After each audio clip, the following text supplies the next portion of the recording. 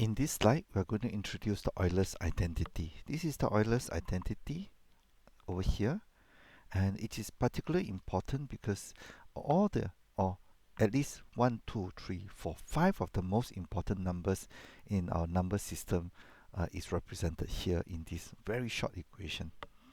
E is 2.71828 blah blah blah, and is known as the Euler's number. And we have the number pi here. We have I here, which is root of -1. We have 1 and we have 0. So how many numbers do we have? 1, 2, 3, 4, 5. 5 important numbers. And altogether, when they are just added on the left hand side by this expression, we get number 0. This is very strange. First, of course, let's try to see why this is true. Ei pi is cosine of pi plus I sine of pi. And cos of pi, of course, when you plug in the calculator, you get -1. And plus I sine of pi is, of course, 0. So we get -1 on the left-hand side. And -1 plus 1, the second term over here of this identity, of course, is 0. So we see that this is Euler's identity. And it is very beautiful. We now move on to other identities. So what about E minus j theta? Well, this is actually E j minus theta. There's no difference. So what we are trying to do here is that we're saying that instead of plugging in positive theta, we are plugging in negative theta. So what we would now have is on the left hand side, cosine minus theta plus j sine of minus theta. But cosine is an even function, so whenever, cosine minus theta is equals to cosine theta. So we get this expression. While j minus theta is actually an odd function, so the plus becomes minus. So what you realize is that when you write E minus j theta, you're actually doing Ej minus theta, and you'll get cosine theta minus j sine theta. So this is the second identity. The third one is, well, when we now have Ej theta plus E minus j theta, you'll realize that we'll have 2 cosine theta. And why is this so? Let's make some space. Ej theta is equals to cosine theta plus j sine theta.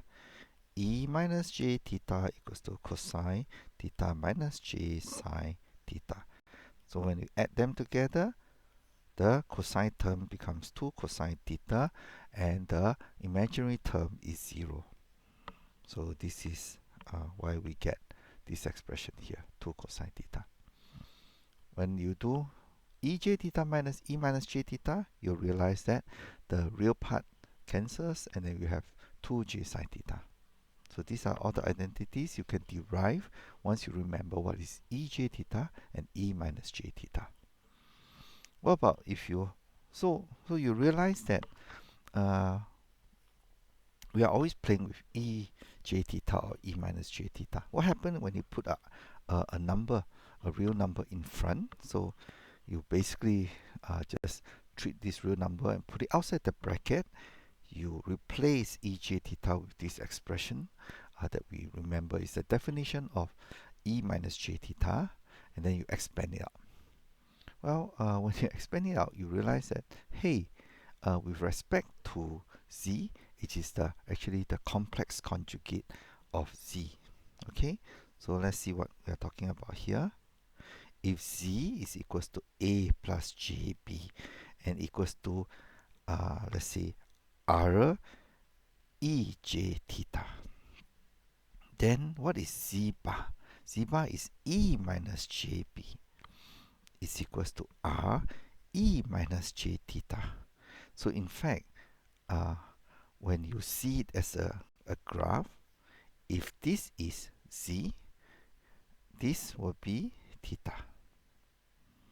And then this will be minus theta. This point here is z bar. So the conjugate of z is the factor that is reflected across the real axis to the other side. Positive theta becomes negative theta.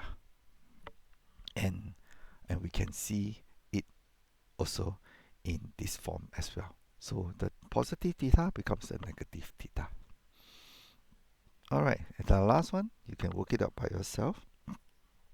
We have ej pi, and we want to extract the real part of it. So the real part of what? This expression is of course ej pi over 4. So cosine pi over 4 plus j sine pi over 4. You realize that, okay, cosine pi over 4 is 1 over root 2, and then plus j 1 over root 2. Since we are interested in the real part, we are only extracting 1 over root 2, and that's the answer. So in this slide, we'll go through these various equations and these various identities. Thank you.